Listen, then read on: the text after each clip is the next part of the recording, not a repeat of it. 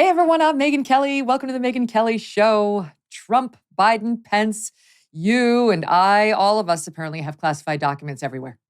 You do, right? Raise your hand. No. It's really become absurd now. The story is continuing to grow more ridiculous by the day. So we'll get into the very latest twists on all of that. And this is unbelievable. Hollywood filmmakers reigniting their never-ending character assassination against Supreme Court Justice Brett Kavanaugh.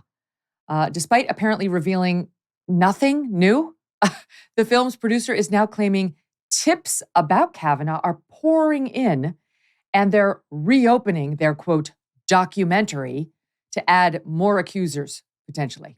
Okay, sure. Later, former Secretary of State Mike Pompeo will be here. He's going to disclose all the confidential classified documents he's been hiding. JK. But joining me first, Victor Davis Hanson. Victor is a senior fellow at the Hoover Institution. He hosts his own podcast, The Victor Davis Hanson Show, and he is author of the great book, The Dying Citizen: How Progressive Elites, Tribalism, and Globalization Are Destroying the Idea of America. Is your business still using spreadsheets and emails to manage important sales commission? Why? Is your support and operations staff stretched thin and angry about the first point? Are your salespeople constantly trying to piece together the puzzle for what they're supposed to be getting paid for and what is potentially missing? That's annoying and it's inefficient. This is where ClearComp is going to come to your rescue. ClearComp is a one-stop shop for your business to manage sales commission documentation like commission plan info, product info, and facts. It's basically a sales operations and sales enablement dream platform. ClearComp works seamlessly and securely with your existing software applications for your billing, CRM, HR, you get it. Your sales team is going to perform their best with real-time results and earnings using ClearComp's interactive dashboards. And your operations team will be able to make commission plan adjustments with just a few clicks. So please get this done, right? Would you?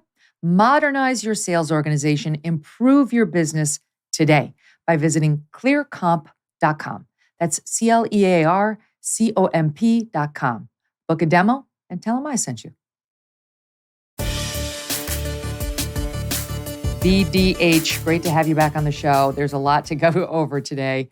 So let's start with Pence has got the classified documents too. And now what we're hearing in the press is, well, you see, it's different because what Trump did was advertent. It was intentional.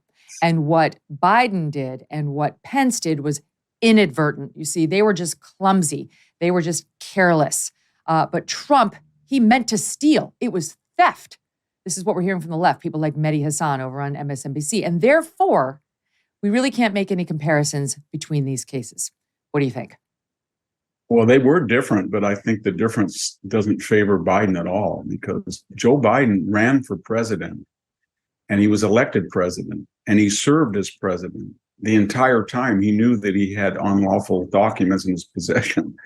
And that, if you go back to the Senate, it's 15 years in 5 or 6 different places. So if you calculate the factors of time and space, there was far more opportunity to access them for people who shouldn't have than Mar-a-Lago for 19 months.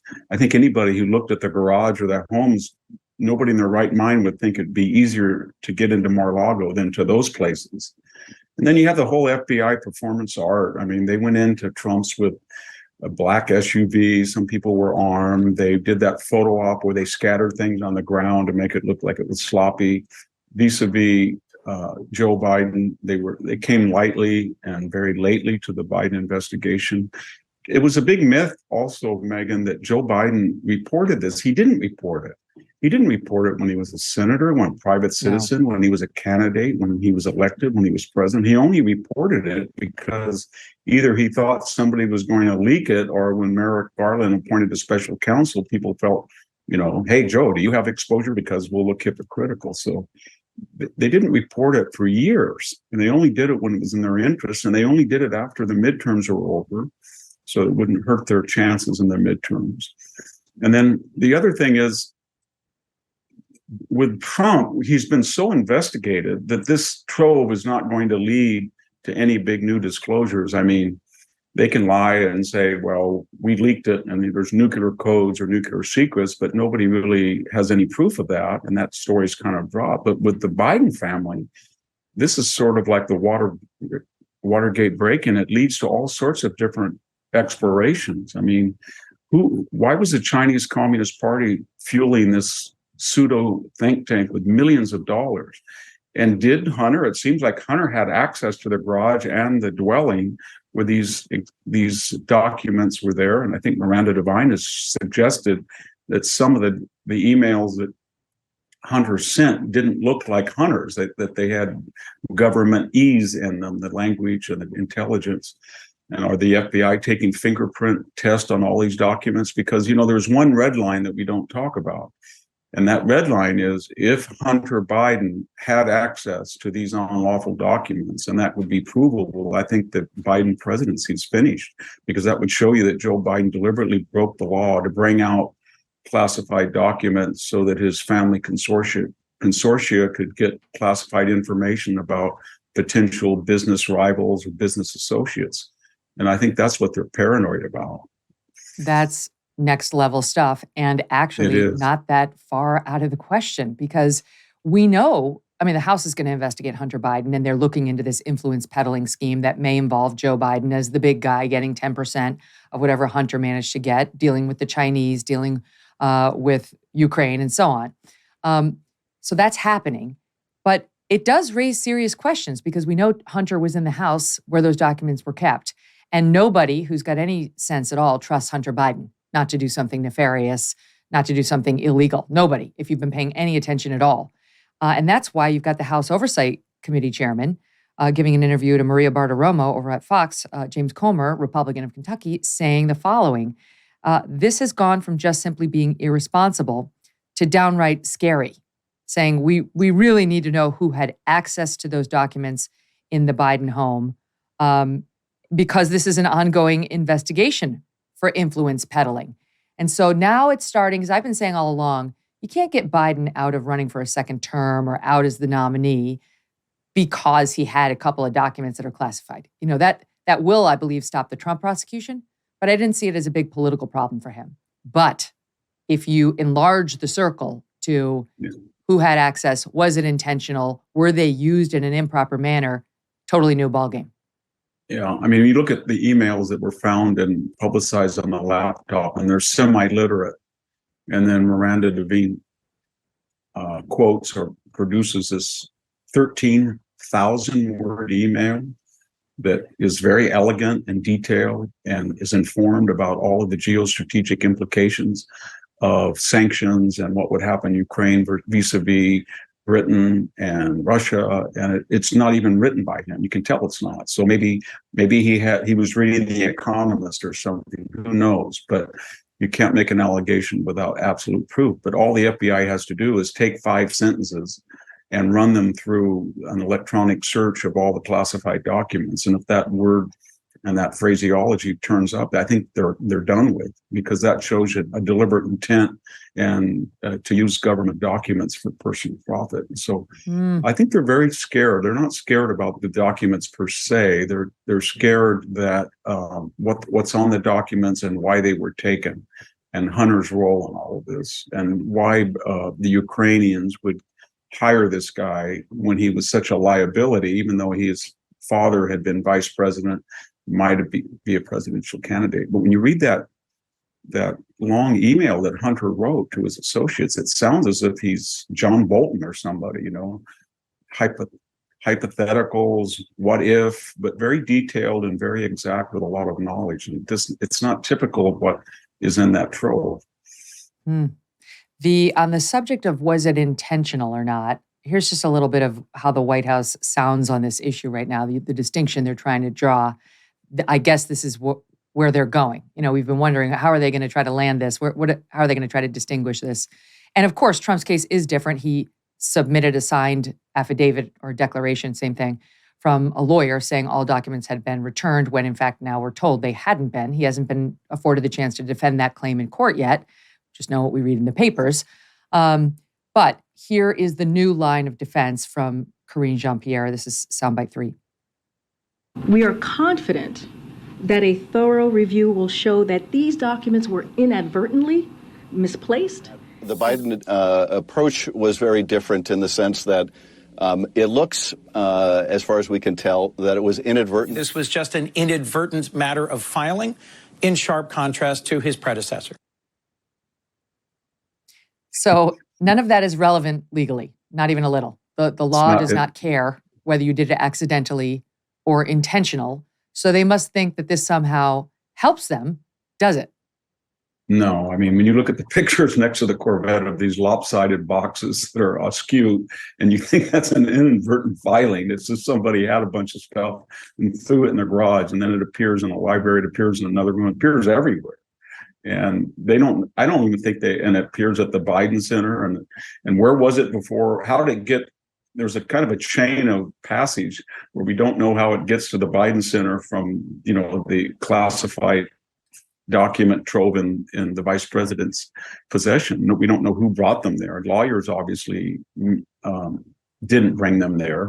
So it wasn't just inadvertent, it was deliberate. And they wanted to take them out. And they floated, if you remember, at the very early when the news first broke, they floated this trial balloon that said Joe Biden was really rushed and it was chaotic when he left the vice presidency, or he was at the time engaged writing his memoirs and they've tried everything and then they sort of quiet down. But I think the more that the details come out, the more concerned they really are. And they're paranoid that Joe Biden took these things out and he examined them and he either informed Hunter about some information on them or Hunter had access, either knowing access from the vice president or Joe Biden when he was a private citizen, or he just took them and read them because, and it was not inadvertent.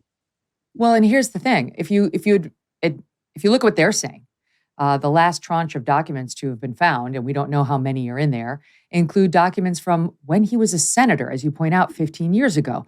Now, my understanding is if you are a senator, you don't get to look at classified documents without the person who's got the clearance, who's there as the security enforcer, coming to you, showing you the document and taking the document back and then walking away. You don't get to keep it for homework. You don't get to ride on the train home to Delaware perusing it as a Senator Biden. And so that raises real questions. How many of those were there exactly? And how did he get documents out of these secured facilities and out of the watchful eye of the person overseeing them back when he was a U.S. Senator? How is that consistent with the, as you know, I take these documents very seriously, I take classified information very seriously line? It isn't. The only defense that Joe Biden has that's credible is that he's non compos mentis. In other words, he's not cognitively aware of things. And they kind of use that. So if you have a president that shakes hands with an imaginary person or doesn't addresses somebody who's dead, and then the person said, well, I didn't know anything, that's a compelling argument, but that's the only one. And they haven't quite made it yet. If they were smart, they would say, as you know, Joe Biden is cognitively impaired. Therefore, you can't hold him to be responsible because he has no idea where he is. And he has no idea where his house is. So everyone would believe that. They would. And they may resort to that. But, another thing is that you're not supposed to comment on an ongoing investigation. So here you have Joe Biden, and before the special counsel is appointed, and Joe Biden's DOJ and Merrick Garland and the FBI, and he's asked on 60 Minutes, and he says it's totally irresponsible. In other words, he's tried and convicted Donald Trump of being irresponsible, and it's impossible to imagine when we don't really know the degree to which some of these documents were declassified, and it's being adjudicated. And then when he talks about himself and there's an ongoing investigation, what does he say? He says there's no there. So you can't have the president of the United States editorializing about respective ongoing investigations. We should also remember, Megyn, that the subtext of the first impeachment was that Donald Trump used his office as president to delay aid, which was granted and which had not been approved, in fact, by Obama. It's much more generous to Ukraine than the Obama people did. But he delayed that for personal interest by harming or investigating a potential Democratic rival to himself. That's what the writ said, that he was punishing the Bidens, or he wanted them investigated because Joe Biden would be a candidate in 2020. That's exactly what Joe Biden is doing. He's been investigating Donald Trump on these allegations, and he's commenting on it when he knows that Donald Trump was now a confirmed candidate for president of the United States. So it raises all these symmetrical questions, and it's just not a fair application of the law. Whatever you think about Trump or Biden, the way the FBI has handled it, the way the DOJ has handled it, it's just so asymmetrical, and that's been characteristic of the Bidens for a long time. They've Biden, of course, continues to say he handled these appropriately and that they handled it appropriately. They notified the proper authorities. And we know now, we talked about this yesterday, that in fact, what they did was they didn't find these documents and immediately called justice. They called, his personal lawyers called the White House. That's who they called, the White House, not justice, not the National Archives. That's a really good point. It would be as if I called the local Fresno County sheriff and said, 10 years ago, I stole some stuff and it's in my living room under the couch, and you can come and get it now. And they would say, Victor Hanson called the sheriff to report, that he did something wrong, but I didn't do it 10 years ago, did I? And I didn't inform them. So he's had plenty of opportunities.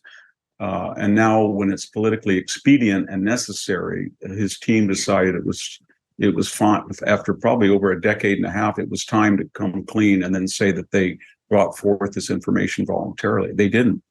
If they did, they would have told us before the midterms, if not years earlier. I do think it's interesting. I don't think there's any way Merrick Garland can prosecute Donald Trump after this. I've been saying that for a while. But we did get our first statement from Merrick Garland yesterday or Monday on this. And this is what he said. This is, of course, after the FBI conducted the most recent search of Joe Biden's home and did, in fact, find more documents. Merrick Garland says, "We do not have different rules for Democrats or Republicans, different rules for the powerful or the powerless, different rules for the rich or for the poor. We apply the facts and the law in each case in a neutral, nonpartisan manner. That is what we always do." Okay, now that's a boilerplate statement for somebody like him. He wants to convince us of that, even though many of us would question it in his case. But Merrick Garland, being what I think is a hard partisan, do you think there'll be a way where he will try to do what we're seeing some of these Democrats do and say inadvertent, different situation because of the signed affidavit in the Trump case? They've loved to get after Trump in any way they can. Do you think he will do this just because of his hard partisanship? I do, because he's done a lot of very stupid things. He's sicked the FBI on parents in Virginia. He's had these performance art arrests of people like, John Eastman taking his cell phone in big public, kind of a ceremonious type of encounter. He's done the same thing with Peter Navarro, Steve Bannon. He's been look at James O'Keefe. Look what they're doing to James O'Keefe right now. Yeah, absolutely. Took him out as an underwear at 2 a.m. for the crime of having Ashley Biden's diary either in his possession or at one time he had looked at it. And so, he's capable. I think he's been traumatized because of his experience years earlier when he was a nominee, and Mitch McConnell just squashed that using the Biden rule that he would not come up for confirmation of lame duck session. And ever since then, he's been on the warpath. He's a rank partisan. I think everybody knows that. Mm-hmm. That he acts like he's sober and judicious and elegant. Doesn't matter. I think on the subject of James O'Keefe, there's another piece of that. So the James O'Keefe case and this case, the Trump Mar-a-Lago raid, both have something in common, which is suddenly the New York Times and the Washington Post had the story like that. I covered justice for a number of years. When I was at Fox and I was covering the Supreme Court, I did a lot of justice reporting as well. They don't leak. It's impossible to get leaks out of justice. If you get something out of them, it's definitely by design and it's blessed at the highest level for good reasons in their views. So you remember the Roger Stone accident thing where Roger Stone, CNN was waiting there when the SWAT team came up, and so there's another one. They leak. And how did we learn that Donald Trump supposedly had nuclear codes? That came from the FBI. They deliberately leaked that. Yeah. And they leaked that photo op picture with scattered, and they didn't have any context. So the average American looked and said, "Oh my God, Donald Trump had classified documents spread all over the closet floor. The FBI showed that to us. That was all a photo op." And the James O'Keefe raid that the FBI did because he had gotten access to Ashley's diary, which he did not wind up publishing. It is not a felony for a reporter to have stolen goods in his or her possession as long as he or she did not assist with the stealing. But they raided him in the middle of the night. And you know who had the story within a couple of hours? The New York Times. And there's a reason. It's not like James called them. The feds clearly let them in on it. So all of this stuff shows us that we have a politicized DOJ and FBI. But really, I think this is a DOJ call. I don't think the FBI would be randomly leaking. I think this came more likely from the top. And it does make me second guess my own predictions about what they'll do to Trump because he's just got such a proven history of being a partisan as opposed to what he just said in that statement. I wouldn't let the FBI off. I mean, if you look at the last 4 directors, Mueller claimed under oath that he didn't know what the dossier was or Fusion GPS, which were the 2 pillars of his investigation that had prompted it. And then we had the next one, Comey, who under oath claimed 245 times he didn't know anything. And then we had the third one, Andrew McCabe, who confessed that he lied 4 times to a federal investigator. And why Bill Barr did not indict him, I don't know. And then we had Christopher Wray that said he couldn't really talk much because he had an appointment, which was a private jet trip to his home in the Adirondacks. And when you look at what will the FBI not do, Megyn? They wiped the data of the Mueller investigation, those cell phones that were subpoenaed. We didn't have any of them. They staggered the firing of Peter Strzok and Lisa Page, so it looked like there was no connection between the two. They altered a FISA document with Kleinsmith. And it's very weird what's happened in the United States. We on the traditional side were big supporters of law enforcement and the FBI, and the left was very critical. Now the left has adopted the FBI because they feel that they can avoid the logjam of the legislative branch and they can just enact social change very quickly. And you could really see that when Andrew McCabe was quoted in the Page-Strzok exchange that said, Andy won't let this happen. There's no way we're not going to let this happen with Donald Trump. That was very scary because it was almost a coup. And then we get into Rod Rosenstein and Andrew McCabe discussing whether to wear a wire to entrap the president of the United States. So the FBI has been, and then that's not even getting into Michael Flynn and their sort of boast how they easily ambushed him in that crazy Logan Act. Or the fact that the FBI had the Hunter Biden laptop since, April of 19 and did absolutely nothing to investigate it and then ran around telling all the social media companies we were expecting some disinformation from Russia to hit soon. They hired him. They paid him $3 million as the contractor to suppress the truth. Absolutely. That's a good point. And so I have no confidence in the FBI, and they have to get rid of that entire Washington cadre. If I had any say in it, I would break up the FBI and I would move it division and farm it out to different cabinets, the Homeland Security or Treasury, but do not concentrate that level of power in Washington, D.C. It's just a prescription for abuse. We had a former FBI guy on last week, and I was asking him, what would you do to find the Supreme Court leaker? You know, what we've gotten on the leaker is, old Gail, who's got a background as a lawyer, who's now pretending she's an FBI agent, wasn't able to get to the bottom of it, or so they would have us believe. And then they bring in Michael Chertoff to fig leaf it. So I also see nothing little Gail could do. I guess we just have to, throw up our hands and say, sad face, single tear, no, we'll never know. And I asked him, could the FBI actually get to the bottom of this? And he said, as a former FBI guy, he said, yes, but I wouldn't use the Washington field office, especially on something like Supreme Court leaker. No, I don't know what's happened to the left. They used to idolize the Warren Court, and they felt that they could fast track social change without legislative impediment. And it's very strange what happens. If you remember what they're doing with the leaker, and then Chuck Schumer right at the doors of the Supreme Court, Justice Kavanaugh, Justice Gorsuch, you won't know what hit you. You sowed the wind and you're going to reap the whirlwind. That was almost a direct personal threat. And then we had this new leftist pattern of swarming their homes. An assassin turned up at one of them. And then Gorsuch Kavanaugh couldn't even eat. They went into a restaurant. So the leftists had these very strange tactics of, they invaded the Kavanaugh hearing. They were boisterous. They had to get kicked out. They confronted senators in the elevator. They followed Sinema on a plane into a bathroom.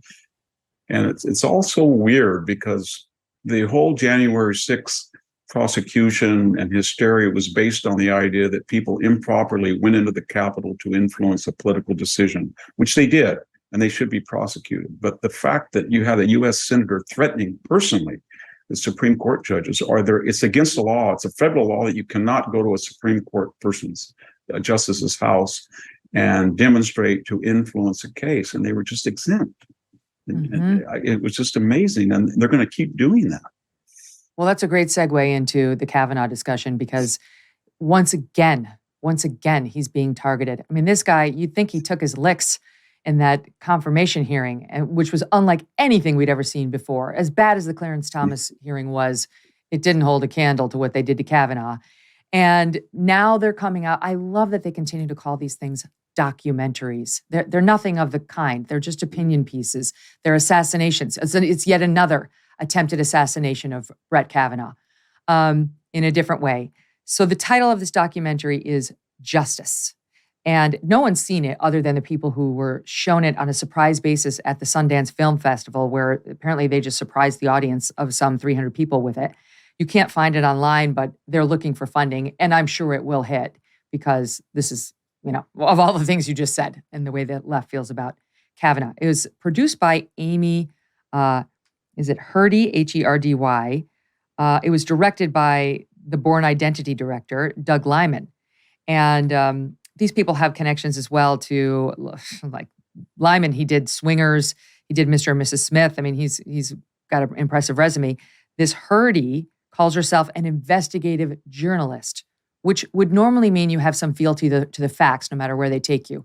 Not so in her case, from what I read. She served as the producer for the documentary Allen versus Farrow. This is the claim that Woody Allen molested Mia's daughter, their daughter together, Dylan Farrow. And even The Guardian, far-left publication, said that whole film was pure PR. Why else would it omit so much? So this is her history. So, and I could go on about her. She did this whole thing, like bashing the college sexual assault process as being unfair to the women. The problem is exactly the opposite. And did a film that was criticized even by Slate, even by lefties. So that's this woman's history. So should they come out now with this documentary where they're going to recirculate things we've already heard, Victor? Apparently it's not based so much on Christine Blasey Ford. It's based on this other woman, Deborah Ramirez, who already came forward. We already heard her testimonial during the Kavanaugh confirmation hearings. She was the one who claimed that Kavanaugh, back when they were at Yale, allegedly exposed himself to her in a drunken circle of like Yaleys playing some game. But she remembered the same woman who couldn't remember it. She actually didn't remember that until she sat for days with her lawyer. And then suddenly it came back to her. The whole film is based on her. And they're saying that they've got a tip line over. They're getting tons of tips now on Kavanaugh from people who don't feel like he's been adequately investigated. They'll never let up on this guy. Yeah, I think what's happened, though, with this new Republican, even though they have a small margin, they've decided that you're never going to have symmetry or equity in the application of the law or procedures unless you give a dose of it back to them. So that's just why McCarthy is barring Schiff and people from the committees the way that happened on the January 6th committee. I think they're going to do the same thing. They're going to say, you know what? If you're going to keep doing all of this stuff, we're going to open up the Delaware papers of Joe Biden. We've got hundreds and thousands of papers that have been ensconced, and because we're going to get a subpoena and we're going to see them, we're going to look at the Tara Reid. And so I think they're going to do each tit for tat until the left understands that there's consequences, whether that's on committees or the way that they ran the House or Adam Schiff's behavior. And the thing about Kavanaugh is it's all confined to basically they're saying here was an upper middle class Catholic preppy who went to prep school in Yale, and he drank a lot and 2 or 3 years he was kind of rowdy. And I don't think American people are going to get too upset about that unless he did something criminal, and there's been no evidence he ever did. And they have to go so far back. And I think the strategy is they always do this. They do two things when they get a John Paul Stevens or Brennan or Souter. They either try to flatter a Republican appointee and have the whole Georgetown circuit dinners to coerce them or flatter them or win them over, to flip them. And they've been very successful. You know, Eisenhower and Nixon and Jerry Ford and Bush appointees they've gone very hard left. Or when they can't do that, then they reverse it and use not the carrot but the stick, and they go after Clarence Thomas or Kavanaugh. They went after Gorsuch too. But then the rules of them, the implicit rules that we're supposed to tolerate, Megyn, are you don't do that to left-wing judges. You can't do that. If you're doing that, it would be sexist, racist, whatever. But I think a lot of people are understanding is they're never going to learn if you continue to play by the Marcus of Queensberry rule. Yeah, exactly right. But to me, it's amazing that they won't let up. I mean, the man was subject to an attempted assassination. I mean, the guy self-reported, but he was on his way to go kill Justice Kavanaugh. He was the subject, and the conservatives were, of this unprecedented leak, which further endangered them. They were not enforcing the laws against protest around the justices' houses. They were not running to fortify security around them during that period of the leak versus when the opinion actually came out reversing Roe versus Wade. They seem to want to get these guys hurt. I mean, if you wanted to get them hurt, would you behave any differently? No, you wouldn't. I think if they don't want them get hurt, they want to so intimidate them that I guess what they're thinking is that Gorsuch will go home to his wife and say, "My gosh, I have to worry about the safety of our family. Any moment we're in danger. The assassin turned up. You know what? On this next case, I'm going to pull back a little bit. I'm going to do a David Souter. I can't afford it any longer. I can't take this." That's their strategy. I don't think it's going to work. They tried it with Clarence Thomas. It backfired. He turned out to be the most adamantly conservative justice on the court, and so they're Jacobins. They're capable of anything because they believe that they're so morally superior to all the rest of us that any methods are necessary and approved because the ends are so noble. And once you get into that frame of mind, they'll do anything. Look at this. Look at this. Just this past Sunday, okay? We thought this was over. Yes. Just this past Sunday, there are still these people out there. It's not huge, but here they are out in front of Justice Kavanaugh's house. Listen. Should not rule the court. Cut his time short. A rapist should not rule the court. Cut his time short. A rapist should not rule the court. Cut his time short. A rapist should not rule the court. Cut his time short. A rapist should not rule the court. That's enough of that. Yeah, I mean, they won't. And what does cut his time short mean, by the way? Okay, because that's threatening too. Yeah, I mean, it's a felony to go in front of a justice's home and be threatening to influence his ruling on a case. And that's what that was. They say they're just generically demonstrating. No, it's always about a particular case, such as abortion. Wait till the affirmative action case comes down. And I think that's one of the things they're thinking about. We're going to really intimidate these people and say, you know what, abortion was nothing if you overturn affirmative action. And it's very scary because it's very third world. This is what happens outside the United States. And it's on that point, it's propaganda. What they're doing, and here's just a little more on the movie, per the Washington Post. They intersperse archival footage with testimonies from Christine Blasey Ford, her friends, and from this woman, Deborah Ramirez. The big reveal is a tip to the FBI from some guy who claims to have gone to Yale with Kavanaugh. And this guy, his name is Max Stier, claims this is the big moment, claims that, and in this, again, tip to the FBI, that he did not witness about this alleged party incident with Ramirez 35 years ago, that he heard about it too. So he's offering some support for Ramirez, having seen Kavanaugh expose himself. And then secondly, he says that he had witnessed firsthand a separate incident of Kavanaugh exposing himself. What is less clear is that this man, Max Stier, number one, is a former Clinton lawyer, so he's a Democratic operative. Number two, he declined the filmmaker's request to comment on the contents used in that film, and he was not directly interviewed for the film and really wasn't participating in the film. So you tell me, Victor, whether any stock should be put into the call to the FBI from this Democratic operative clearly trying to stop Brett Kavanaugh because he remembers the incident Deborah Ramirez couldn't remember until she sat for days with her lawyer.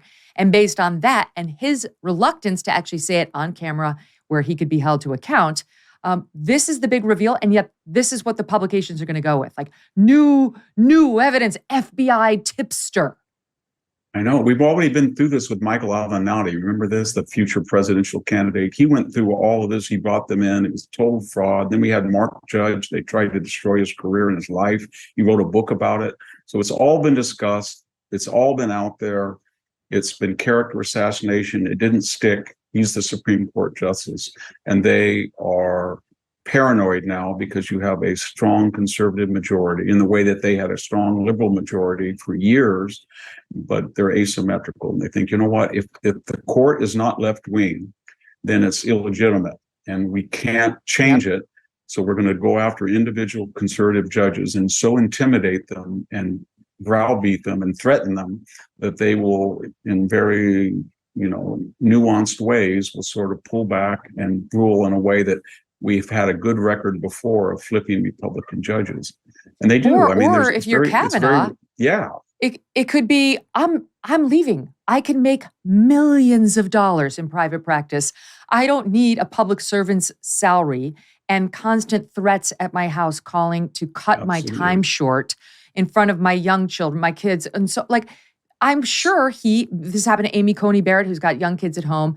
The address is online. Especially during a Democratic president and a Democratic Senate, because that they could, they'll get another appointment. It wouldn't matter if there's a Republican president and Senate, but now they have an opportunity. They write that all. You'll find an article every 2 or 3 weeks about how unfair it is that there hasn't been a Biden appointee and they've only got 2 years left. And maybe this particular judge, Kagan, should step down and get a more radical person, a younger person. So they think about this nonstop because the court is, in their way of thinking, has been anti-democratic in the good sense. It bypasses the legislature. It makes laws, and it always makes laws in the progressive mode. And they really like that. And they think that they've lost that lever and they want it back at any cost. And so that prompts all these other subsidiary discussions. We need to pack the court to 15.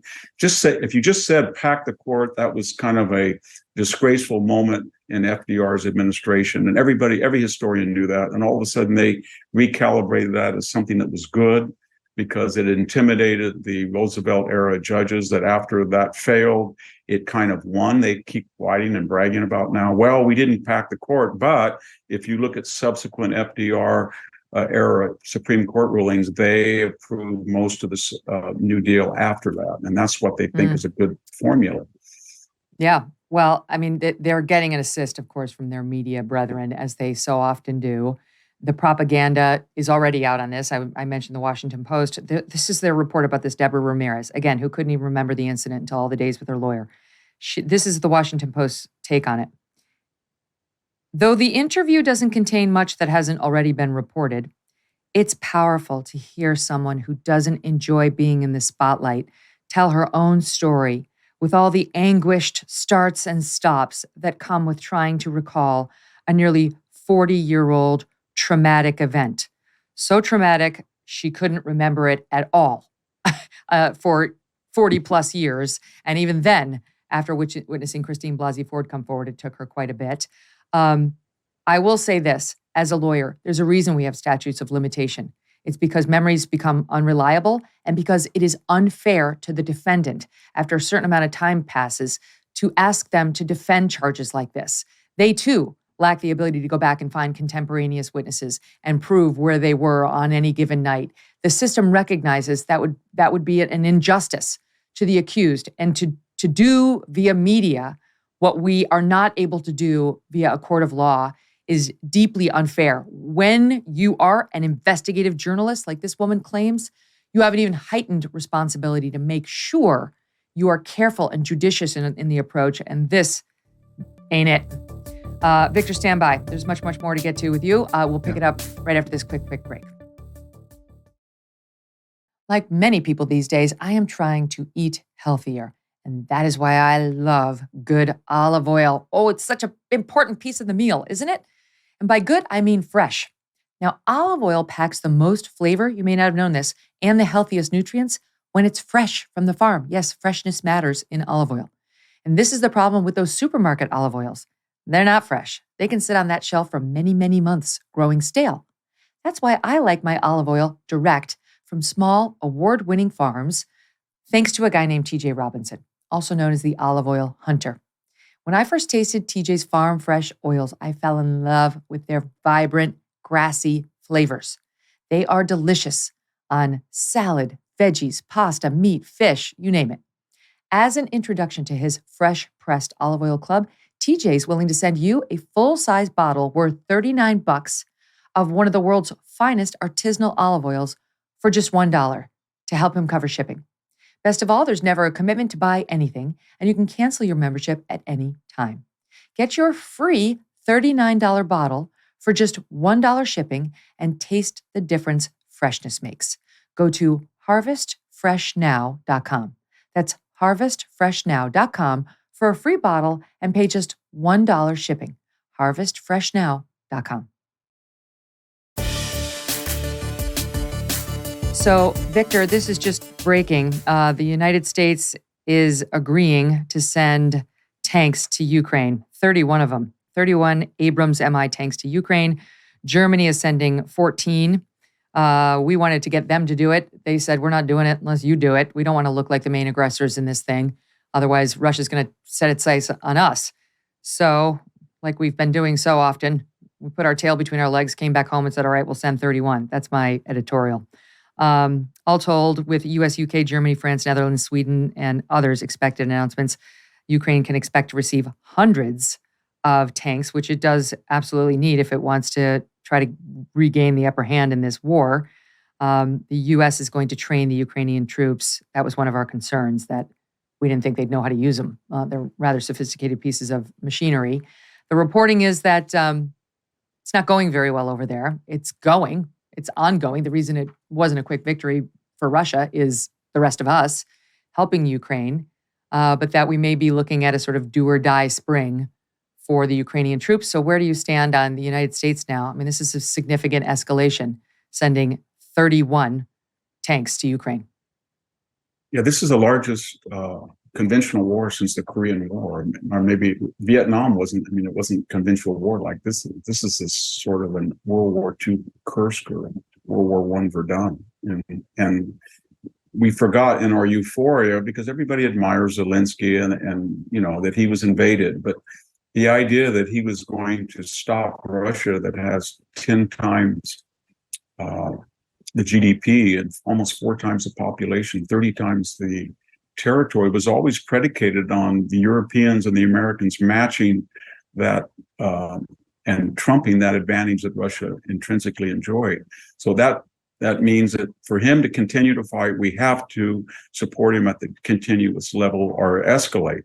And the second thing he has to do if he wants to win, and he's defined victory, Megyn, as getting every single Russian out of Ukraine and going back to the pre-2004 borders. That is before, during the Obama administration, they took Eastern Ukraine and Crimea. But to achieve that grandiose strategic aim, he's going to have to sink more ships of the Black Sea Fleet. He's already conducting raids 400 miles into Russia with drones and missiles to hit depots and supply areas. He's going to have to increase that. And I think there's going to be a level of escalation that at some point we're in a paradox because he has to escalate to achieve his strategic aims, but the very fact that he escalates is going to be considered intolerable at some point by the Russians.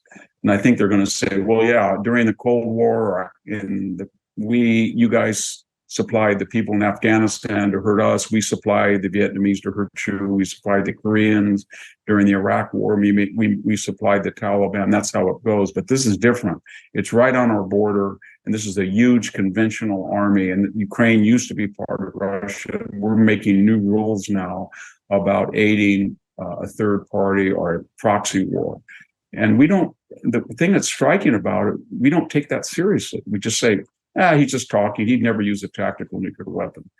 And so we just pour this stuff in. We take 300,000 shells from Israel. They're there for a reason in case there's a war and Israel runs out and they need 155 millimeter shells. And when we give them an Abrams tank, the Abrams is the best tank in the world, but it has one great liability. It has a gas turbine engine and it's a gas hog. So we have to bring them special tankers and protection of the tankers, a whole subsidiary army, basically, to allow these superb tanks to operate. And I think we're about 5 years now it will take to restock the Javelin supply depot. And when this is all happening, we've got the South Koreans, the Japanese, the Australians, the Taiwanese are saying, are you able now to supply us if this same thing happens to us? And the answer is no, we're not. We've depleted our stocks. And it's very funny for the left to have this cause celeb and say, you know what, you got to give everything Ukraine, but they've been opposing the defense budget and cutting it under Obama and now in Biden. And for Ukraine to be viable, you would have to have spending 5 or 6% of GDP on defense to rebuild all of our munitions so that we would be safe, they would have adequate weapons, and all our other allies could draw on them when they have their own Ukraine. And they're not doing any of that. It's almost as if, well, we failed with Russian collusion, but we know Putin is evil, so we're going to transfer all of our exuberance over to Ukraine, and it's not going to be negotiable. You cannot discuss anything unless you're 100% get every Russian out at any cost. Then you're somehow an appeaser or you're pro-Putin. And I don't think Americans are going to accept that, not with an open border when you had 5 million entries. And we're over there to defend the sovereign borders of Ukraine, and we're being attacked with 100,000 fentanyl deaths in the United States, most of it the drug coming from Mexico. So they don't think this out. And I think American people are thinking it out. They're starting to have questions. It doesn't mean they don't support Ukraine, but they're questioning at what level of support is necessary for Zelensky's strategy to work, and how dangerous is that to the United States, and what are we doing elsewhere that's not in our interest, whether it's our own border or shorting our allies of specific weapons that we'll need to give them in the same situation. We're much closer to Japan and South Korea and Australia and Taiwan and Israel than we are to Ukraine. But yet we've taken this one country and we've told the other allies, we're not going to have enough to supply you. In fact, we're going to take 300,000 shells out of Israel, which were there for your safety in case you got an extremist in a war with Iran or the Arab world. So these questions are not going to go away, and it doesn't do any good to call people names, which the left is doing now. I should remind our audience, this is probably obvious, that Victor is also a war historian and knows what he's talking about, written about several wars and teaches this for a living as well. The escalation concerns me as an American citizen, as a mom, as, you know, we're now doing the thing that Germany thought would get it in trouble with Russia. They didn't want to be the ones to supply the majority of the tanks, and now we're doing it. And they're backdrafting, but not as big a commitment as we are. The Russians are angry, and everything we continue to do, because it's like we can just, we can get them just over the line. We're just like, this could be the deal breaker. This could be the thing that turns the tide in favor of Ukraine. And I don't know. I'm not sure whether we can turn the tide in favor of Ukraine. I hear all the reports you hear about the struggling Russian army, but Putin's got forces and they continue to replenish. And according to what I read, this is the attempt to sort of get ahead of some of that replenishment coming in the spring with these tanks. But what if they don't win? What if the tanks don't work out? What if the Russians are as angry as they say about the 31 or the 30 tanks that we're providing? How in danger are the American children as a result of this? Well, that's a good point, because what's the next step? Because Russia has 144 million people and Ukraine has 40. So you can kill 300,000. They've still got more variable manpower than does Ukraine. And they're going to use it because it's an existential war they feel now at this point. Yep. And so we always say this is the ultimate weapon. The Patriots are going to solve things. The drones are going to solve things. The tank, the Abrams, they're not. It's just another escalation. And at some point, we had a member of the parliament in Russia say that he wanted to destroy Berlin today. with a nuclear weapon. And we've had Turkey now threatening Greece and saying, Greece, you're going to wake up some morning and there's going to be a missile coming into Athens over the dispute of the Dodecanese Islands off the coast of Turkey that have been Greek, since antiquity. So the point is that this war is lowering the bar of international threats, and I call it nuclear porn. People are talking about nuclear weapons in a promiscuous fashion that they haven't since the Cuban Missile Crisis. And all of our bipartisan establishment just poo-poos that and says, it doesn't matter. It does matter. No, you got to take this deathly seriously. It is getting dangerous, and you can feel it. Stand by. Victor stays with us for another block as we take a quick break and then resume on immigration and a horrendous crime that just happened in California. After a busy holiday season, now's the time to make time for you. For you, think of that. Whether you want to refresh your fitness routine or you just want to enjoy some relaxation, a Michael Phelps signature swim spa by Master Spas can be something you enjoy now and for the seasons to come. Making time for yourself, even if it's a 20-minute swim or sitting in the hot tub seats in a Michael Phelps swim spa, can be incredibly beneficial to your mental health. And that is what Master Spas is all about, helping you live life better. A Michael Phelps swim spa combines the benefits of a pool with the therapy of a hot tub. It comes in a variety of sizes to complement almost any yard, even if it's a small one. Exercising in the water is a great way to include physical activity into your daily life. It's fun, and it's really kind of easy. I mean, you can make it hard, but you can do this in a way that's kind of easy exercise and convenient exercise for you. And that's true whether you're a beginner or a fitness enthusiast, because you can crank it up. Michael Phelps swim spas are 100% made in the USA by Master Spas, the world's largest swim spa manufacturer. A Michael Phelps swim spa is energy efficient. You can use it all year long. Go to masterspas.com, put in the promo code MK to save $1,000 on a Michael Phelps swim spa or $500 on a Master Spas hot tub. Masterspas.com, promo code MK. So, Victor, I don't have to tell you that the immigration situation is getting even worse than we thought it could. The numbers are absolutely devastating, and Fox News has been doing a good job reporting on some of them. Just a couple to bring it home. Border Patrol in Del Rio continuing to arrest sex offenders, according to Bill Malugin of Fox. 10 sex offenders arrested so far in just January, 38 since October 1st. Majority are pedophiles convicted of sex crimes against children. Terror watch list names also crossing the border at record rates. In fiscal year 2023, 38 so far. Okay, that began on October 1st. 38 so far. In fiscal year 22, it was a total of 98. Just to go back to 17, there were 2. 18, there were 6. 19, there were 0. So last year, we're at 98. And this year so far, just since October, we're at 38. So we're letting terrorists cross the border and we're letting child molesters come in. And then we're putting them through a criminal justice system that has really no desire to prosecute anyone. How's that going? Yeah, I don't know. I don't understand it. I mean, it used to be the argument over there's a secure border, but the left wanted to have more people cross it. But there is no border now. It doesn't exist with 5 million entries. It's almost postmodern. They've just destroyed the border. It does not exist as we know it. And, it filters into people's lives. I live 300 miles north of the border in California, but I can say, and I have to be very careful because I live in a rural area, but I don't want to endanger my family. But I can say that within a 2-mile radius, in the last 3 years, there's been 3 SWAT raids on homes where there were gang members that had a shootout. I could hear them shooting.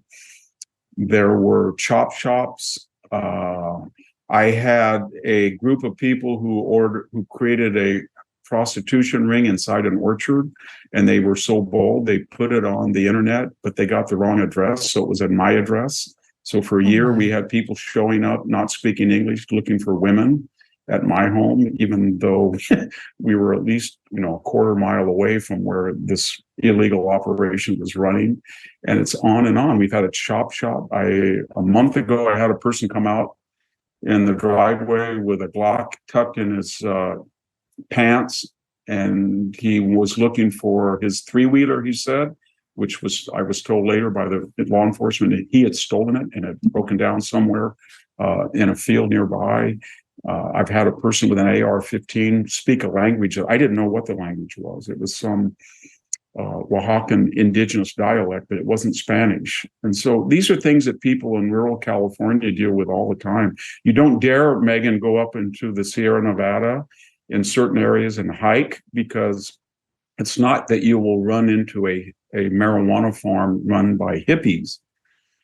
You'll run into a marijuana farm run by the cartel. That's a whole different experience. It's changed everybody's life, and we don't know why. What's the left is doing this, but is the purpose to import voters? Is it to help Mexico get the $60 billion, in remittances that we offer generous entitlements, health, education, housing, food subsidies, so that frees up cash to send back to Mexico, its largest source of foreign exchange, $60 billion. I don't know what the idea is, but it's really destroying the United States. And people in our community that are mostly Mexican American are the most adamant against it. You faded out for 1 second. You said they're more likely to run into, what did you say, a marijuana field being operated by the cartels? Yes. Yeah. And that would be a good scenario rather than a meth lab or fentanyl distribution point. But they're all over the Sierra Nevada. And it's not just the old guys 10 years ago that were back to nature hippies growing pot up among the redwoods or the cedars or the pines. It's serious. And they don't fool around. The town of Goshen is about 15 miles from where I speak. And 2 weeks ago, they went into a house and executed 6 people, including a woman and her children, shot them in the head. This is the crime I wanted to bring up to you.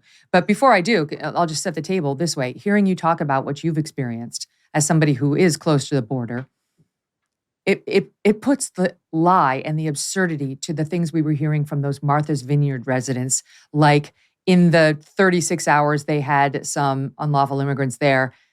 They enriched our lives. That was actually a quote. They enriched our lives. Well, that's not the experience of actual border states who have to deal with these people who tend to be criminals. Like we just pointed out, a lot of them are criminals. The pedophiles, the terror watch list people, the criminals, the people associated with the cartels. And that brings us to Goshen. Okay, so Goshen, California, town of 5,000, straddles State Route 99, which is heavily trafficked commercial corridor, I'm told, connecting Interstate 5, which goes from the Mexican border to California. I live 1 mile from the 99, so. Okay, so this is by you. This is just January 16th, 3:38 in the morning. 6 people shot dead execution style. A 72-year-old woman who was asleep in her bed, a teenage mother and her baby, who were each shot point blank in their heads, and a 19-year-old man who often stayed up late playing video games. The baby was 10 months old. This is how the article describes the mother and the baby being killed.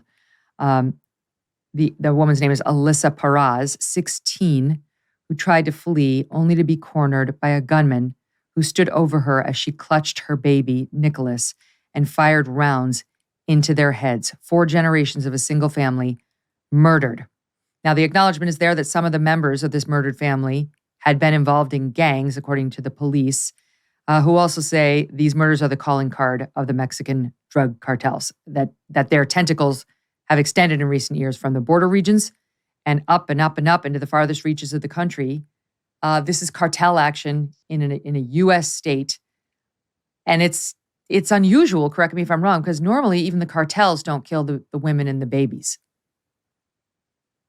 I think that's kind of not operative, that idea anymore. Cartels, I think, are capable of anything. And the biggest thing that I find frightening is that no one wants to talk about it, because, and I'll give you an example. I have to be very careful that there's a person that I know who works in my town, Mexican American, and she told me that a gang member was attacking her son because he didn't speak Spanish. She got angry and reported that person as illegal. That person went back to Mexico and called her on a cell phone and said, "We know where you are. We know your house. and were coming, and she's terrified. And so there's a new atmosphere in rural California that either law enforcement can't handle it or won't handle it or scared themselves of it, but there's no protection. What I'm getting at is if you do something, if you're a drug dealer and you work with the cartels, or you're doing what I'm doing right now, talking, and you mention the cartels in any detail, then that's a very dangerous thing to do, because there's not going to be anybody on the American side of law enforcement that can protect you. Even if they want to, they can't. And this is all a result of sending 5 million people into the United States since Joe Biden took office and not deporting anybody. And the thing about Trump was that he tried and tried and tried, and he was undermined by people within his own administration, the courts, the left. But finally, right on the eve of COVID, he was successful. I mean, he pretty much had a secure border. And once you have a secure border, then you can go back and adjudicate this person, that person, should we deport them? You have a finite number you can deal with, but we don't now. And you have no idea. So what I'm getting at is I walked my dogs before we came on the air, Megyn, and there's a whole dryer. Somebody just came into the orchard and dropped a dryer, and that sits next to a refrigerator. And if I don't get that out very quickly, then the word will get out in the illegal community that they can dump trash at this particular spot. A month ago, I walked out and there was somebody who didn't speak English with an AR-15 from my rudimentary Spanish. He said he was out shooting squirrels for bounties. I don't know if that's true or not, but my family's been here since 1870. And I grew up with stories of my grandfather telling about his grandfather, how they conquered malaria and typhoid and the Depression. And I don't think they'd ever witnessed anything like this. And most of my family have left because of this. I'm the only one left, on the farm, and most of it's been sold off. But it's hard to live under those conditions, especially when it's politically incorrect to do what you and I are doing right now. We can't say that this is an illegal alien problem. And yet every time I pick up trash and refrigerators, which are dangerous with the doors open for kids to get into, or car seats, the literature is all in Spanish. And I mean, bills, advertisements, newspapers. And if on a rare occasion, somebody will have an address. And if I call the sheriff or the police and say, would you go to this address? They won't do it. And on one occasion, I took all the trash and went over and dumped it on the guy's lawn. And he told me it wasn't his fault because there's a stealthy, illegal trash service that goes around to houses where illegals live and picks up all their trash and throws it in people's orchards or vineyards. And so it's all known to the law enforcement. And what I get really angry is when I hear Gavin Newsom do these virtue signaling lectures, sermonizing about how illiberal everybody is to bring it up and how wonderful he is from all of these enclaves that he and Pelosi and Feinstein all live at, who were the architects of the destruction of the border here in California. Yeah, that's a good point. And what they're saying now is that it's not just where you live, that the cartels are expanding right now into more rural areas in America where they know, for the most part, they're going to be left alone by law enforcement and by others, to the point where we're all afraid to talk about what's happening because nobody wants to wind up like this poor family. Maybe they had. It involves every little thing, though, Megyn. If you want to get a building permit, like I did for solar panel, and you get inspectors out in rural California, they're faced with a dilemma. When they see these old farmhouses that are now enclaves of illegal activity from people who were here illegally, you go in there and say, you're having porta potties, you don't have a septic system. There's 50 people living in this house in its grounds. You've got 6 trailers you pulled up. Everything here is against code. Your dogs are unlicensed. They're not vaccinated. They could carry rabies. They're coming from Mexico. Or do you go over to someone like me and say, you know what, I have to do something. So, Victor, that's to get your solar permit, I need to get that shed. I need to have 1/4 inch more support on that joist so that we can, so they hyper regulate This is the most regulated and underregulated state at the same time, because it's total chaos, and the regulatory people in this very hyper-regulated say, oh my God, it'd be dangerous. And so when you say to them, as I have, well, why don't you just go down the road? Because everything is out of code. They'll say, are you crazy? I'm not going to risk my life. And if I did find an infraction, they're not going to support me because it would be racist or it would be unfair to the poor. So we have a whole alternate universe in California, and it involves very million people that don't follow the law. There's no, I can buy anything that you and I have on or we're eating today within a 5-mile radius at a rural crossroads. I can buy a shovel, I can buy a milkshake, I can buy jeans, I can buy a bicycle. It's all off the record. There's no sales tax. I don't know where it comes from. And people do that. And it's like the law doesn't exist anymore. It's like 1870s. Right. And this is why I don't know what to do about it. By Kevin McCarthy and others to impeach Mayorkas, because he's not doing his job. He claims the border is secure. That's an obvious lie. And, they're going to have to do something about it. It's reached the level that even Joe Biden went down there. Why do you think, though, I'm curious about this, Megyn, why do you think they do it? Why do they want, is it the future constituents? Are they under pressure by the Hispanic? What's the purpose of just destroying the border, you think? I think it's two things. This is based on my exposure to New York City liberals for most of my adult life. I think there is something to the fact that they want future voters, and they call this, the great replacement theory, this racist. There actually could be a political motivation to get more people who they presume will be left-leaning voters into the country to get them citizenship or at least voting rights. And we've seen that in New York, the push to get non-citizens voting. So I do believe that there's a political motivation. But secondly, I know enough New York City liberals that I've had this conversation with where you get this kind of talk, Victor. My parents came over by the Statue of Liberty. This is the country that welcomes, give me your poor, your tired, whatever. That's what America is based on. They think back to the 1900s when we were welcoming the Irish and we were welcoming the Italians, and we were welcoming, right? And they're like, the only reason not to be like that now is racism. That's the only reason we wouldn't be doing that and they really do look at the Martha's Vineyard people and they enriched our lives and say, what's wrong with you? That you would say no to these oppressed people who are just looking to support their families and just want a better life. And they ignore pedophiles, terrorists, people in your backyard, cartels, gangs, the fentanyl everywhere that is killing their kids too, but they have no interest in figuring out what the supply is, what the supply source is, because they would lead them to a very uncomfortable place.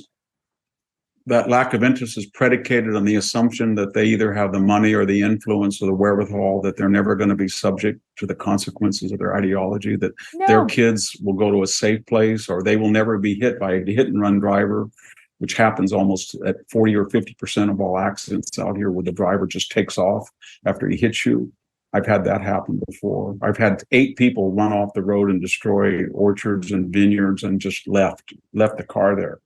And every time I've taken a tractor and tried to pull it and sell it for junk, the highway patrol suddenly appears and says, we will arrest you if you do that. We have to impound that. And they give it back to the owner. This is got to be... I think it's got to stop, because every country is not sovereign if it doesn't have borders historically. Yeah. That's one of the reasons Rome just imploded. And that is why it's such a smart strategy to move some of these immigrants to places like these sanctuary cities or sanctuary states and give these people a dose of their own medicine just so they can see. And these, I'm sure most of these people they're moving are law-abiding immigrants, illegal immigrants for the most part. Like they're not going to turn into a terrorist is what I'm trying to say. I'm sure many of them are not child molesters. However, just the influx to the school system, to the town has been absolutely overwhelming for places even as big as New York City. So to me, it's a good strategy. Otherwise, people up north, like, up here in Connecticut, they don't care, Victor. They're like, this is Victor's problem. No, we're going to feel good about ourselves. I know. You get the most adamant critics here are people who are Mexican-American, and they will say the following. That's 90% of the town that I live in. They will say, my grandmother needs dialysis. Now I can't get her in because there's a 7-hour wait because there's hundreds of people coming in. Or my son wants to have an AP, he's having AP. They might have to get rid of AP because they have to have English immersion or bilingual education for all these people. Or these young people that come in from Central America in gangs, they make fun of third generation Mexican American kids and say they're gringos because they don't speak Spanish, and they attack them, or or my daughter got hit out on a rural avenue and the driver left and she bled to death. So you hear that all the time, and because these people are not influential or rich, nobody cares, and that's what's striking, and that these and people, instead, what we have is Gavin Newsom bragging about how you have the strictest gun control laws in the nation, right? So good luck, trying to arm yourself against these folks. And at the same time, spending time on things like reparations for slavery 160 years ago for people who were probably not descended from slaves at all, and certainly not in California where there was no slavery. That's where he's devoting his energies. Yeah, he does. He has to, because he has no record. He has the highest tax basket in the United States. He's got the most poor people, the highest poverty rate. It's a complete disaster, the infrastructure, the schools, and he wants to run for president. And everybody knows he's the antithesis of DeSantis's record in Florida. And so what he does is he just gloms on to the latest news story. We're in a very wet year. He let out 12 million acre feet. So because he didn't want to store it, because he doesn't want to give it to agriculture for which it was intended, went out to the ocean. And what did he say? Well, this is a sign of climate change. He was all ready to demagogue the shooting as if it was Trump, as other people did. And then he found out that it was Asians shooting Asians. And then he sort of backed off, but then he used that. And when during COVID, he said, this is a chance for progressive capitalism. When we had illegal immigration during COVID, he said, we're going to give 500 million. He's 25 billion in the hole, and 1% of the population here pay 50% of the income tax, and 300,000 of them are leaving every year. So he knows that this is going to be a permanent deficit. And so he can't talk about his record. Gas is the highest in the country, except for Hawaii. Electricity is the highest in the country. And so it's a medieval society that we've created. It's a bunch of wealthy people along the coast, specifically in Silicon Valley. And then it's poor immigrants. And then the middle class is leaving.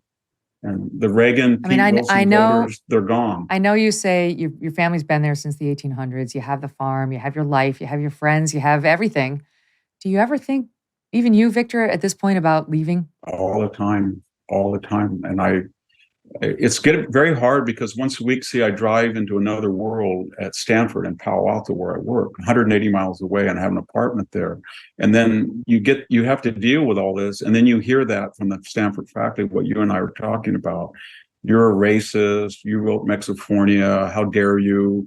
Linda is the best housekeeper I ever had. Juan cuts my lawn in a perfect fashion. Her Linda cooks for my grandmother. How dare you say this? And then when you look at these people, they're all living in Winnebagos along El Camino Real because they can't afford to, and they're just a service class to these wealthy people. So it's ironic. The people who created all these problems are this bi-coastal, largely white, upper class professional elite. And they did it on the premise that they were very privileged and they thought they were morally superior to everybody. But of course, it would never happen to them. And that's what DeSantis and the other governors really understood, Abbott, that if you gave them a tiny dose, they would go ballistic, because they're basically exclusionary and they have apartheid existences. They don't want to live around people unlike themselves. They're I don't know if it's a projection or what, but I've had people come from the coastal areas, very wealthy, to come out to our farm and visit. And they look around or they drive here and they get very uneasy. And they say things like, why would you live here? These are very left-wing people. And I say, well, it's diversity. Why not? But I think it's the most crucial issue right now in the United States. And that's why I think you and I brought it up during the Ukraine, because we're fighting a foreign war to ensure sovereign borders when we can't ensure our own people their sovereignty. We can, but we won't. We refuse. There's not even an attempt. There's not even a fig leaf at an attempt. Victor Davis Hanson, this is a great exchange. I'm really glad you were here today. A lot of important subjects, and you're just the man to tackle them. Thank you for being here. Thank you for having me, Megyn. Wow, that was educational, wasn't it? He's so interesting. He's just so articulate and he knows so much. He's a gift. Love talking to VDH. Up next, another big guest, former Secretary of State Mike Pompeo is here. Boy, is he making some headlines. We'll talk about some of them.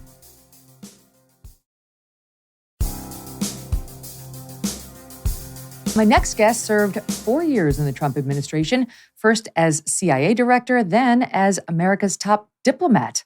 On the job, he met with some of America's fiercest critics and enemies, topics he discusses in great detail in his new book, Never Give an Inch, Fighting for the America I Love. Former Secretary of State Mike Pompeo, welcome to the show. How you doing, sir? Very good, Megyn. Thanks for having me on today. It's great to be back with you. My pleasure. Never give an inch. You could have called it never give and then expletive, because you go there. You go to the places, the dark places. So first of all, let me ask you what you think the general response to your book has been. It seems to me the mainstream press hates it. Yeah, that's fair. The mainstream press hates it. My friends and family who've read it said it sounds like me, so that's good. They said, Mike, that's your voice. I can hear you saying that. And the other reaction's been, I've gotten lots of comments that say, thank you. Thanks for defending the things that matter most to America. I was listening to a little bit with Victor Davis Hanson. We secured our southern border. We knew how to protect the United States from the folks who wanted to destroy our way of life. We were determined to achieve it. And on the things that really mattered, we never did give an inch. We fought hard for it, Megyn. There's one of the stories making headlines is about possible talk during a Trump administration or with President Trump about replacing Mike Pence on the ticket with Nikki Haley. Can you tell us that story? Oh, sure. Chief Kelly, then the chief of staff of the president, General Kelly, called me one day, and he said that one of my ambassadors, Ambassador Haley, had been in with the president. She told him she was going in for a private matter, but that he had later learned that she had gone in with Jared Kushner, Ivanka Trump, and they were talking about replacing the vice president on the ballot in the 2020 election. He told me that. He apologized to me. He wanted to make sure that when an ambassador was in there talking about foreign policy, that the Secretary of State was aware of it. And so he said, Mike, I didn't get it done. That's how that story came to my attention. I wrote it, Megyn, actually for a different reason. I wrote about that story because in the Trump administration, we had lots of turnover. We had lots of people who not only got fired, but a lot of people who gave up and quit. They were trying to protect their reputation. They had done their part. They'd checked the block. And I had no time for those people. There was too much to do. You want to talk about 25th Amendment and the like. I never for a moment thought about leaving when I had the incredible privilege to serve. We only got a handful of days to do it. And it took every single minute we had to try and get it right. What I'm going to play Nikki Haley's response in a second, but you've also managed to upset John Bolton. I think that one was by design. What you're upset? What, that he disclosed classified information according to you in his book? Yeah, think about the people who weren't working on the team, Megyn. They were supposed to be part of the team. He leaves the administration and writes a book talking about intimate details about what happened in the White House while we're still in office. So imagine my next trip abroad. When the foreign leader says, it could be a friend or an adversary, I suppose, for that matter, hey, you've got a national security advisor that just wrote a book about what you and President Trump are doing. You think they're going to tell me something secret, dark, troubling, quiet, something they don't want shared? No, it is indecent to leave an administration and write a book about it while the president is still directing the nation. Did you get along with him when you were both in office and serving Trump, the administration? Largely did. He and I come from the same worldview in terms of keeping America safe. I'd known John before he came in some. I was happy to have him on the team fighting for America. And then somehow he couldn't get it right. He worked for President Trump and he never really understood that. And it angered him when he left. He threw a hissy fit and wrote a book. He's responded, and Nikki Haley's responded to these claims we've just discussed. And here is a soundbite showing both of those a bit. My book went through a 4-month-long pre-publication review process precisely to make sure there was no classified information in the book. This is entirely consistent with Trump behavior, trying to suppress other books, and that's what happened here. And I think Pompeo knows or should have known about it. If he didn't know about it, it's incompetence in writing the book for not checking out the facts before he put it down on paper. And if he did know about it, that's malicious and well beyond reckless to say things like that. Were you trying to get Mike Pence off of that ticket? No. And, Pompeo even says he's not sure if it's true.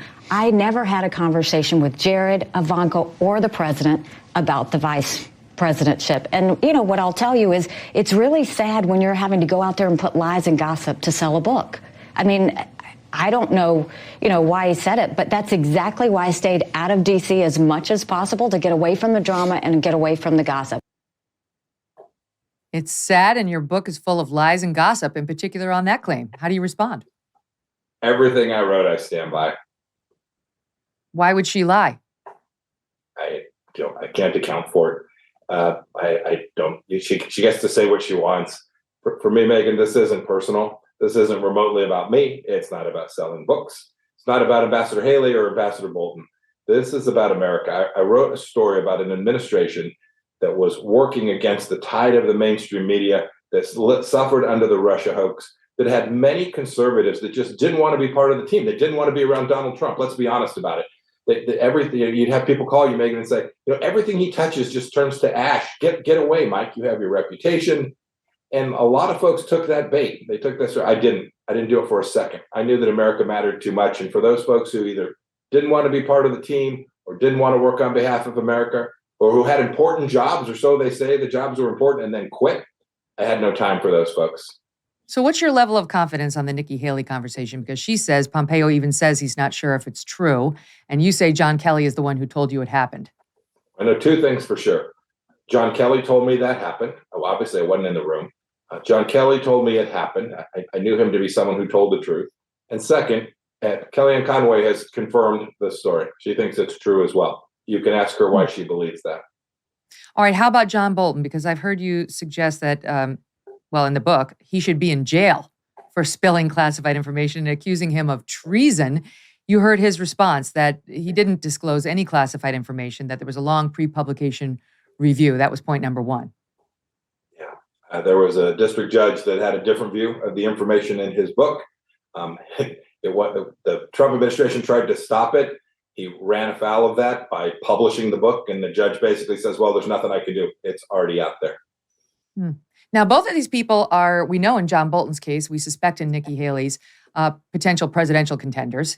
Bolton announced on Good Morning Britain, because that's where it's done. And Nikki Haley, we expect, is probably going to throw her hat in, though it's uncertain.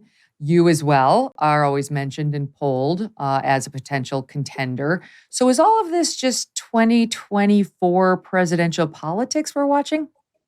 No, not. This isn't about personalities. This is about who's ready to fight, who's ready to actually deliver, who not only has been in that, who's ready to go do it.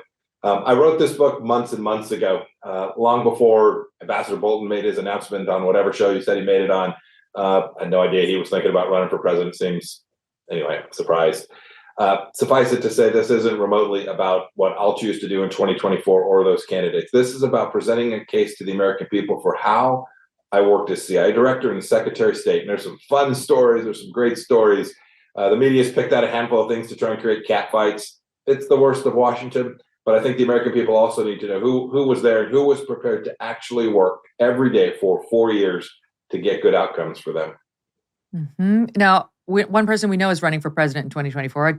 Forgive me a little walk down the lane of presidential politics while we're there. Is Donald Trump, your old boss? You think you could beat him? Only the American people will get to sort that out. Okay, so you're not saying no. And have you made a decision on whether you're likely to throw your hat in that ring? Haven't made the decision, and will only run if I believe two things. One, that there's a chance that I can beat everybody who decides to get in the race. That is, I can ultimately be successful. And second, I believe that if the American people gave me that mandate, that I could actually deliver the outcomes for them. It's not enough to win elections. That's important. You got to win for it to matter. But in the end, what really matters is at the end of 8 years, did you get it done? Did you actually achieve the things you promised the American people you would? If you think you can do those two things, you have a duty to get in. You mentioned your time as CIA chief, and that's sort of in the news these days because of all this classified information, right? Like, yes. I'm sure you had a security clearance and saw a lot of things that the rest of us are not allowed to see. So, first of all, have you gone back and checked all your boxes to make sure you don't have any hanging out in your garage? I don't have a Corvette, so I think it's unlikely I parked any there. I'm more seriously, I've done a pretty good review of everything I have. I think we've got everything in the right place.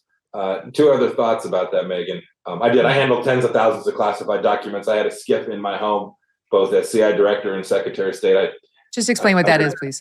A secure facility, a contained facility where the documents, when they come in the house, that's where they go. Inside of that room, there is a safe. When you leave that room, you put the documents back in the safe, spin the safe, leave the room, spin the door on the office as well. That's the secure combat. That's the process. I was pretty diligent about it. Is it possible I got it wrong at some point in time? I suppose. Two other thoughts. If someone says, boy, Mike, when you were on the House Intelligence Committee, you did X and you did Y. If I did, the first thing I'll do is make sure we get it back in the box as quickly as we can. And second, I'll own it. I won't blame staff. I won't blame somebody else. And unlike President Biden, I would regret having done that, having failed to protect that information. I handled lots of it, and we kept it secret for a reason, and we have every obligation to try and get it right. How does a senator get a classified document in his home? That one's very puzzling to me, Megyn. I served on the House Intelligence Committee, and House members don't have SCIFs in their home. When you read classified material as a member of the House Intelligence Committee, it is in the basement of the Capitol in that secure environment. You walk into a room, the documents are there on the table, you read them. When you leave the room, the documents are there on the table, you leave them. It confounds me how someone in the legislative branch would have gotten documents to the Penn Biden Center or to their home somewhere. I don't know. Mm-hmm. At this point, what's your take on, I mean, you're a lawyer, on whether Trump gets prosecuted in light of all we've seen with Trump, with Biden and now Pence? Oh, I don't want to predict what they'll do. They've behaved politically in raiding their home. I was on the Benghazi committee, Megyn. You'll remember those days. Yeah. I think it's where I first met you. We found classified information on Hillary Clinton's server in New York, in Chappaqua. They didn't raid their home. We got the information back. So I hope when they make decisions about whether they're going to file claims or administrative or prosecute, I hope that they will do it not based on politics, but based on the law. That would be the right thing to do. But realistically, what will Merrick Garland do? I don't know what I don't know what the Attorney General will do. He's behaved politically in too many cases. I hope that doesn't happen here. Mm-hmm. I don't know. I feel like the political considerations weigh against doing this. They do. I realize there may be a partisan goal of getting Trump, but realistically, how is the American public going to respond if, everybody and their brother has classified documents coming out their ears who used to serve in the administration, but Trump's the only one who gets it? They're not going to get the nuance of, but there was a signed declaration saying we've given it. That's my take on it. Yeah, I think that's probably right. I think the fact that now this is broadened and deepened probably makes it less likely that he's prosecuted. But Megyn, I'll say one other thing. I was a young soldier, granted 4 decades ago. I handled classified information then too, as a lieutenant in the United States Army. I watched other folks in my unit prosecuted for mishandling of information. We should make sure not only that we don't divide left, right, Democrat, Republican, but that we don't let senior officials off the hook when we prosecute more junior people for their mishandling of classified information. Fair, equitable, even. That should be the rule. Let me shift gears back to Victor Davis Hanson, since you say you heard part of that, and that the last part was about immigration and how bad it is. And you have an interesting anecdote in the book about Trump and immigration. Let me read from it in part. You write, between the border and trade issues, we talked about Mexico almost daily. Early on at one presidential daily briefing, the president was trying to get a sense of Mexico's capabilities relative to those of the U.S. Mike, he mused, how would we do it if we went to war with Mexico? Sir, I quipped, they'd come in second. It's a great line. But talk a little bit about Trump's thoughts on Mexico and his understanding of the southern border. Yeah, he knew, as do I, that without sovereignty, nations are weak, and without sovereignty, you risk your republic. And when you have an open border, dangerous things happen. Not only the people, which we're so focused on rightly, but drugs, crime. We've now seen a couple hundred folks on the terror watch list come across the border these last 2 years. And so he understood the importance of that. He campaigned on, you remember, right? Build the wall. He tweeted it dozens of times. And so the whole administration was focused on it. As CI director, I was down there. As Secretary of State, I was probably in Mexico more than any other Secretary of State. And in the end, it took us a couple years. We finally got it right, Megyn. We created what became Remain in Mexico. I went down to Mexico with White House counsel Pat Cipollone and made clear to the Mexican government they were going to let us return people who'd claimed asylum in the United States back to Mexico. And it did the trick. The caravan stopped. The huge flows of people stopped. We secured our border. It is possible to do. I hear Vice President Harris say, we got to go to root causes. That's just nutty. You don't need to go to root causes. We know how to secure our southern border, and we have to do it. Why do you think, Victor was asking me why I think they're not enforcing the southern border at all in this administration. Victor saying we don't have one anymore. What do you think is the reason that they refuse to do anything about it? I think there's just different motivations.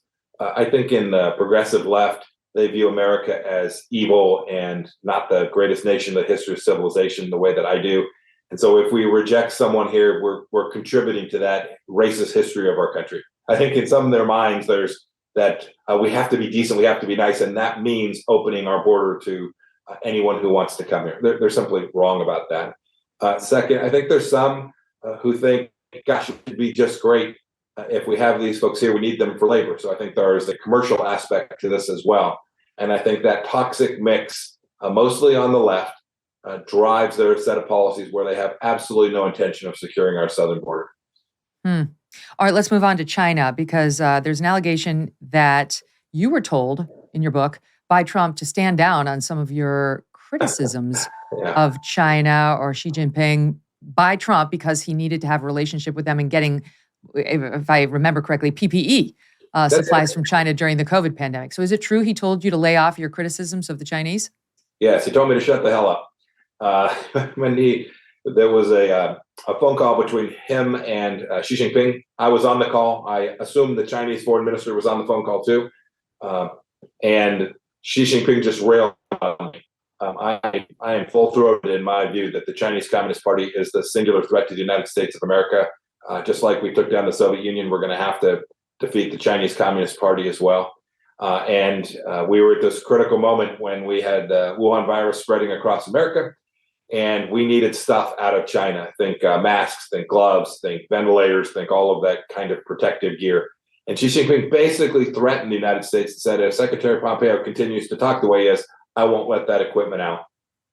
And so it was late at night, Washington time, if I remember right. And President Trump called me back afterwards and said, man, that guy effing hates you. and from what Xi Jinping has said, I think that is a fair summary of his views of me.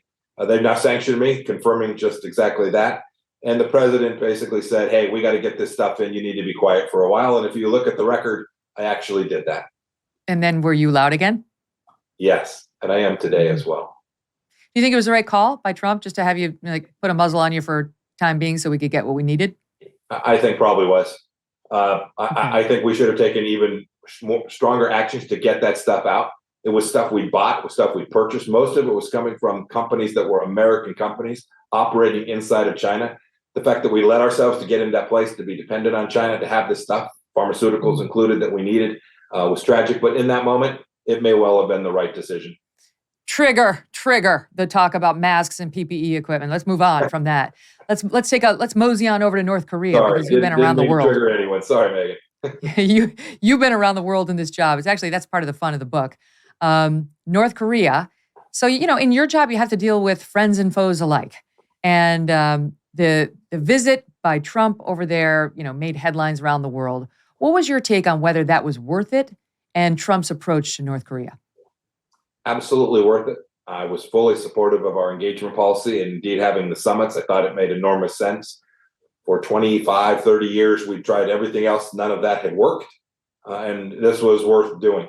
I was sent on the very first mission over there and Easter weekend of 2018. It was really amazing. 3 Americans were held hostage. We got them out. By the way, we got them out without paying a dime, no pallets of cash. We didn't apologize for America.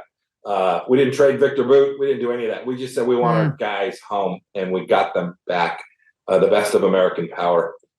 In the end, Megyn, we weren't successful at our grand objective. Our grand objective was to get Chairman Kid to give up his full weapons of mass destruction program. So we didn't achieve that. But during our time after that first summit, not a single long-range missile test, not a single nuclear test. We got the hostages. We got the remains of Some 4 dozen Americans returned to their families. So the project was worthy, and we had a real opportunity. In the end, we didn't pull it off. I know you think you were the top diplomat negotiating that relationship, but really we all know it was Dennis Rodman. So if you're an honest man, I had him on my show at NBC after he came back. He gave me a basketball of Kim Jong-il, Trump, and Dennis Rodman. Can you imagine what I could sell that for right now, Mike? Can you imagine the dollar value of that thing? There are 2 great Dennis Rodman stories in the book, Joe. I hope folks will go read them. He was there an awful lot. He's the Henry Kissinger of our time. All right, let's talk about Jamal Khashoggi, because you've made some comments about him, a journalist writing for the Washington Post who was murdered by the Saudi regime. And you called him an activist and were critical of him, questioning his journalism credentials, and lambasting what you call the media's sympathetic coverage of his brutal murder in Saudi Arabia. The Washington Post has some thoughts for you on that. Last night, they came out and called this a revolting embrace of MBS, and say that you coddled the person who sent the Khashoggi hit squad. They find it absolutely reprehensible that you would take a shot at Khashoggi in any way, never mind criticize the media coverage of that brutal murder. What's your response? Yeah, the left media lost their mind on this thing. Let's go to first principles. My task was to defend the American people and our security and our prosperity. The Saudis sent a team to kill Jamal Khashoggi. That is bad. Sign me up. That is murder. It's always bad. I personally sanctioned 13 Saudi officials for the murder of Jamal Khashoggi. I signed the documents myself. We took it incredibly seriously. But what we weren't going to do was put the American people at risk because of this. We weren't going to walk away from the relationship with the Kingdom of Saudi Arabia. Important commercial partners, important security partners. We have soldiers, sailors, airmen, and Marines stationed there. We weren't going to risk that relationship because of it. We wanted to keep America safe, and it was my judgment. I recommended to the president. He agreed with me that we were going to both hold the Saudis accountable for what they did and also maintain the relationship with the Kingdom of Saudi Arabia. It turned out to be incredibly important. Megyn, you'll remember when COVID breaks out, oil prices go to minus 30. Minus 30. We had to deal with the Kingdom of Saudi Arabia to make sure that they reduced their output so that we wouldn't destroy the American energy industry. Flip to the other side. President Biden, a couple years later, says the Kingdom of Saudi Arabia is a pariah state. And we get exactly what you'd expect. We get an American economy that is about to be destroyed by them, while President Biden then has to go and beg for more oil from that place. We understood the things that matter. We were prepared to defend them. I was totally prepared to take abuse from the Washington Post for having done so. And I regret only this. The Washington Post ran a full-on campaign. They ran full-page ads about Jamal Khashoggi. I wish they'd have done that about the Iranians when they held Americans. I wish they'd done that about the 13 Americans who were killed in Afghanistan. They completely misunderstood how we deal with friends, partners, allies who do outrageous things like murder someone like Jamal Khashoggi and still protect America. It is possible to do both. Are their ethics situational? I can't. They'll have to account for what they did. I am fully confident that we got this one exactly right. They go on to say that your case you're making, that the Middle East is a tough neighborhood, is lame and it's ignorant, and that you never really cracked down on Saudi Arabia. In fact, that you refused to impose serious penalties against them. I assume you dispute that, but do you, in retrospect, wish we had gone a little harder on them so that we could adhere to the deterrence principle?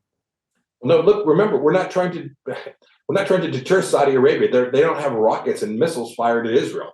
Well, we don't want them to kill any American journalists, however. No, we don't want them to kill anyone. No American, no non-American. No, that's exactly right. No, I think we got it right. The people that we had evidence that we could demonstrate were connected to that. We sanctioned them all. Is there anything in this book about our dueling Easter bunny cakes? You mentioned Easter. Anything in there at all? I should have put it in there. It didn't quite make it. It's on. Easter's coming. It's back on. Game on, Megyn. All right, people got to go back and look at my first interview of Secretary Pompeo to see what we are talking about. It's called Never Give an Inch. Fascinating read. If you're not lured into it already, the Washington Post calls it says, hatred animates this book. It's got more venom than a quiver of cobras, which I think will make people want to read it. Maybe they were doing you a solid, Mike. Thank you for being here. Thanks, Megyn. So long.